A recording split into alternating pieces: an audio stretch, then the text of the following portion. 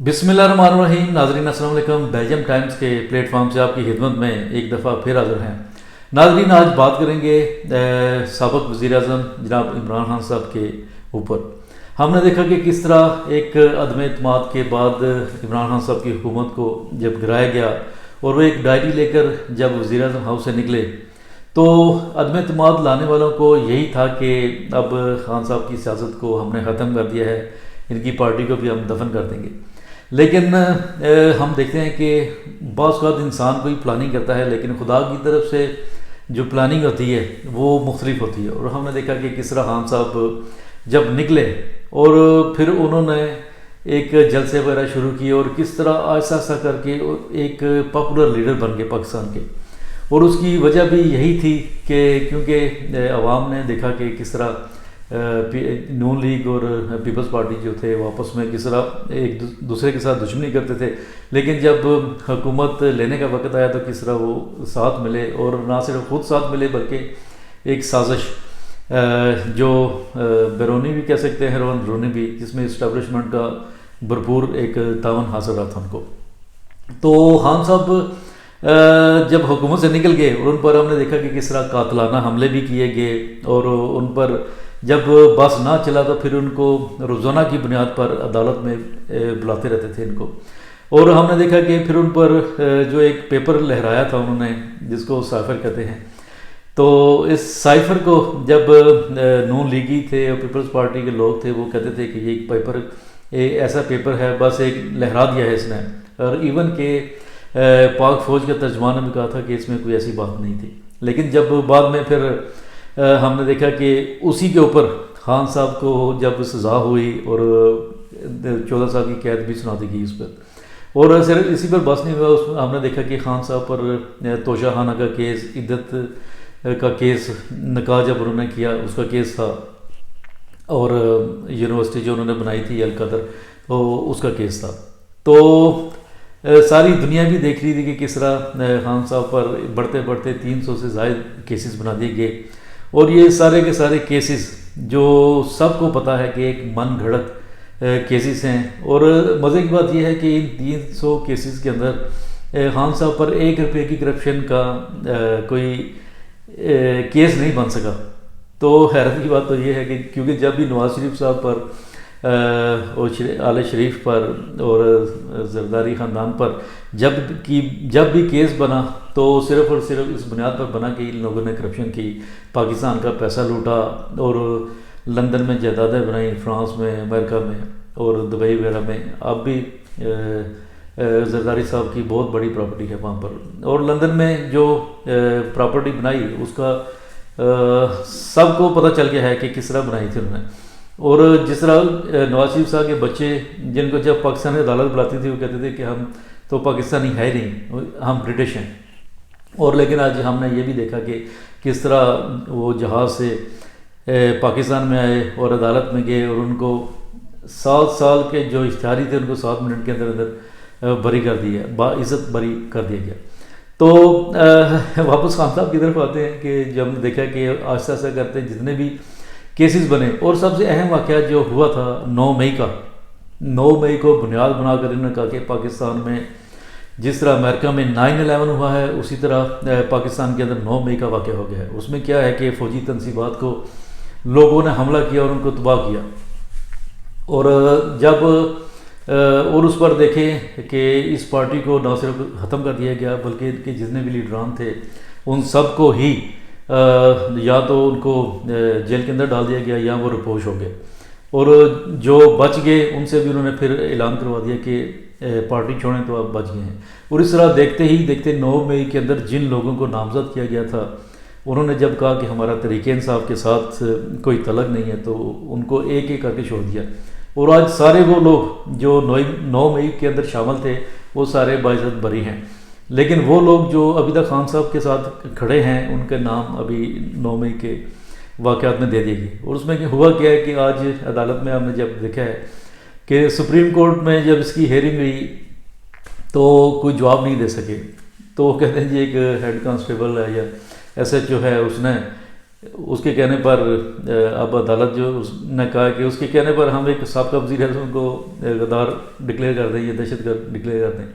تو ہمیں دیکھنے کی بات ہے کہ تو سوچنے کی بات یہ ہے کہ کس طرح ہم ہمارے ادارے جو ہیں مکمل طور پر تباہ ہو چکے ہیں اور پوری طرح جو ہولڈ ہے ان کا اسٹیبلشمنٹ کا پورا ہر ایک ادارے کے اوپر ہولڈ ہے. وہ پولیس کا ادارہ ہے, وہ کوئی بھی ادارہ ہے, حتیٰ کہ جو عام اساتذہ ہیں عدالتوں پر ان کا ہولڈ ہے, اسکولوں پر. اور میرے خیال میں کوئی ایسی چیز نہیں ہے جس پر ابھی تک ہمارے پیارے جو اسٹیبلشمنٹ ہے اس کا ہاتھ نہ ہو, اور ان کی مرضی کے بغیر ہم نے دیکھا کہ ایک چڑیا بھی پر نہیں مار سکتی. لیکن 9 مئی کا اتنا بڑا سانحہ ہو گیا, اور کسی نے پوچھا کہ اتنے زیادہ لوگ کیسے چلے گئے وہاں پر. نہ تو پولیس کو پتہ تھا, نہ ہی کوئی وہاں پر ایک فوجی بھی تعینات تھا کہ ان کو روکے. تو یہ تو سیدھا سب کو بھی معلوم تھا کہ ایک جان بوجھ کر ایسا کیا گیا ہے تاکہ جو تحریک انصاف ہے اس کو ہم نام و نشان اس کا ہم مٹا دیں. اور سارا یہی کہا جاتا ہے کہ یہ لندن میں پلان کیا گیا.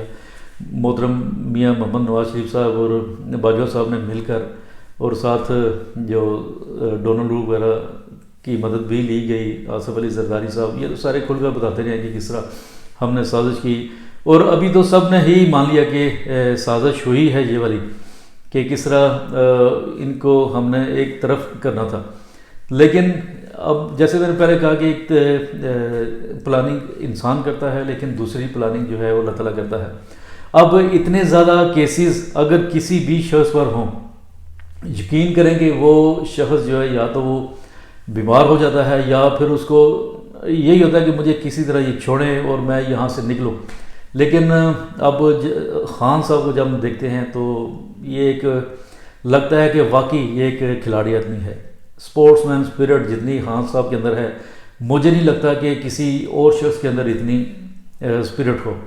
اس شخص پر 300 کیسز ہوئے, گولیاں لگی, جیل میں رکھا گیا, زیادتی کی گئی, زمین کے اوپر لٹایا گیا, اس کو ایک چھوٹے سے کمرے میں بند کر دیا. ملاقاتوں پر کبھی پابندی لگا دیتے ہیں, کبھی اس کو کھانے کو شاید نہ ہی اتنا اچھا دیتے ہوں, تو پھر بھی وہی شخص بیٹھا ہے. اس کا کہنا ہے کہ نہیں, میں کیونکہ یہ سمجھ گیا ہے, اور جو اسٹیبلشمنٹ ہے وہ بھی سمجھ گئی ہے کہ اگر یہ شخص دوبارہ آتا ہے, ایک بھاری اکثریت کے ساتھ آتا ہے, جیتتا ہے, ملک کا وزیر اعظم بنتا ہے, تو جو ان کا جو آج تک 75 سالوں کے اندر جو ان کا کھیل ہے وہ یقینی طور پر وہ بہت ختم نہ بھی ہوا تو بہت ہی کم ہو جائے گا. ہو سکتا ہے کہ ایسے قوانین بن جائیں کہ جس طرح فوجی حضرات جو ہیں وہ سیاست میں کود پڑتے ہیں. حالانکہ آئین بالکل واضح ہے کہ پاک فوج یا کوئی ادارہ اگر سیاست میں عمل دخل کرتا ہے تو اس کی سخت سزا ہے. لیکن ہم نے دیکھا کہ کس طرح باجوہ صاحب نے نہ صرف عمل دخل کیا بلکہ ایک چلتی ہوئی حکومت کو گرایا, اور اس کے بعد جو حکومت آئی اس نے ملک کا بیڑا غرق کر دیا. اور اب دوبارہ بھی وہی لوگ حکومت میں آگے ہیں. لیکن اب حکومت کا یہ ہے کہ جس نے ملک کو تباہ کیا, شہباز شریف وہ وزیر اعظم ہے جس کا کہتے تھے یہ ملک بچانے آیا ہے, وزیر خزانہ اسحاق ڈار صاحب, وہ اس کو عہدہ ہی نہیں دیا گیا وزیر خزانہ کا, اور اس کو ایک قلم دان دے دیا گیا وزیر خارجہ کا. اب دیکھیں اس میں کیا گل کھلاتے ہیں یہ. اور سب سے حیرت تو میاں صاحب پر ہے کہ ان کو اس امید پر لایا گیا, سارے کیسز ختم کیے گئے کہ آپ کو وزیر اعظم بنائیں گے, اور اس پر اربوں روپیہ بھی خرچ کر دیا گیا اشتہاروں پر. کبھی وہ جا پر کہیں انگوٹھا لگاتے تھے اور کہیں جا کے لوگوں کو کہتے تھے کہ میں آئی لو یو. تو یہ سارے ان حرکات کی وجہ سے لوگوں نے دیکھا کہ 8 فروری کو جب الیکشن ہوا تو میاں نواز شریف صاحب اپنی ہی سیٹ ہار گئے تھے, اور رات کو وہ چلے گئے تھے. لیکن ان کو بتایا گیا, تسلی دی گئی کہ میاں صاحب ذرا آپ فکر نہ کریں, آپ جیت چکے ہیں. تو انہوں نے کہا نہیں, میں تو رزلٹ دیکھ کے میں ہار گیا ہوں. تو جو ہمارے اسٹیبلشمنٹ کے ہمارے مجاہد ہیں انہوں نے کہا کہ نہیں آپ جیت گئے. اور صبح دیکھا کہ جو جیتے ہوئے تھے خوشی سے سو گئے تھے, اور صبح جب اٹھے تو پتہ چلا کہ وہ ہار چکے ہیں. تو یہ اصل چیز جو ساری دنیا نے دیکھا, اور ساری دنیا ہی کہہ رہی تھی کہ یہ الیکشن جیتا ہوا تھا عمران خان, اور اس کو اسٹیبلشمنٹ جو ہماری فوج ہے اس نے ہروا دیا ہے. تو اگر اسی طرح چلتا رہا تو ملک تو بالکل بھی سیدھے راستے پر نہیں چل سکتا. تو ہم سب سے پہلے تو تمام پی ٹی آئی والوں کو بھی مبارکباد دیتے ہیں، اور کیونکہ خان صاحب کے اوپر جو من گڑت اور جھوٹے کیسز تھے وہ ایسا امید تو ہے کہ یہ ختم ہو جائیں گے، لیکن ہو سکتا ہے کہ یہ ختم ہو تو کوئی نیا کیس تیار ہو تاکہ یہ خان صاحب کو باہر آنے ہی نہ دیا جائے۔ لیکن ابھی بھی موقع ہے تمام سیاسی پارٹیوں کا، جس طرح بھی خواجہ آصف بھی پھٹ پڑا، اور جاوید لطیف بھی کہہ رہا تھا کہ ان کو دھمکیاں ملتی رہی ہیں، تو ان سب کو ابھی بھی ہوش کے ناخن لینے چاہیے، آپس میں مل جانا چاہیے، اتفاق کرنا چاہیے، جو بھی اختلافات ہوئے ان سے کروائے گئے، سارے ان سے کروائے گئے ہیں۔ نون لیگ کو شاباش دی گئی کہ آپ کی ہم مدد کریں گے، آپ آ جائیں گے حکومت میں، اسی طرح پیپلز پارٹی سے ان دونوں کو ملا کر ایک حکومت بنا دی گئی، اور سب کو پتہ ہے کہ یہ حکومت چلنے والی نہیں ہے۔